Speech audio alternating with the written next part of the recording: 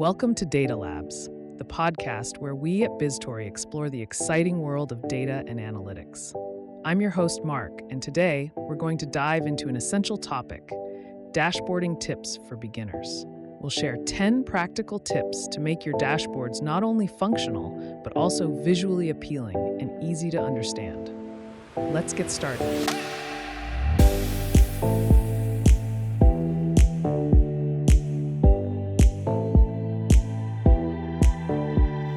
As a leading data consultancy in Europe, we know that building your first dashboard can be intimidating. You might be asking yourself, where do I begin?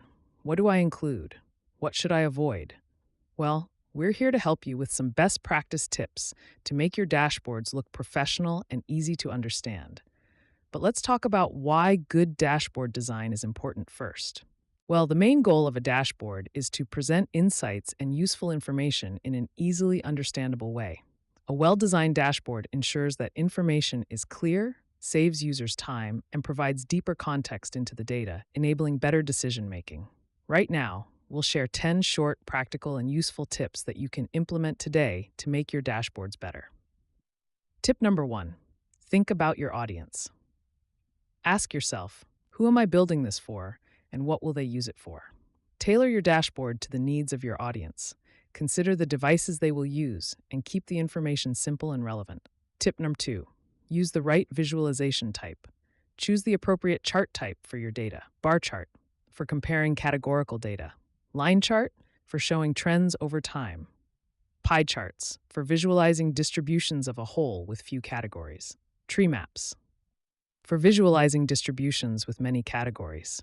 Scatter plots for exploring relationships between variables. Maps for showing geographical data. Tip number 3, don't place all information on the same page. Avoid overcrowding your dashboard. Limit the number of visualizations per page and create multiple dashboards if necessary to keep information organized and easily accessible. Tip number 4, facilitate the use of colors. Use colors to make your dashboard visually appealing, but avoid using too many. Create a color pattern. Use eye-friendly colors and be mindful of color associations, e.g. red for negative, blue for positive. Tip number 5, place the most important information in the spotlight. Highlight key metrics by placing them at the top left using larger or bold fonts and distinct colors. This follows the band principle, big-ass numbers, to make critical data stand out. Tip number 6, choose relevant KPIs. Select KPIs that are relevant to your audience. This ensures that the displayed information is useful for decision-making and reflects the organization's performance accurately. Tip 7, provide context. Add context to your data to make it meaningful. For example, instead of just showing sales figures, include trends or comparisons over time to give users a better understanding. Tip number 8, use interactive elements.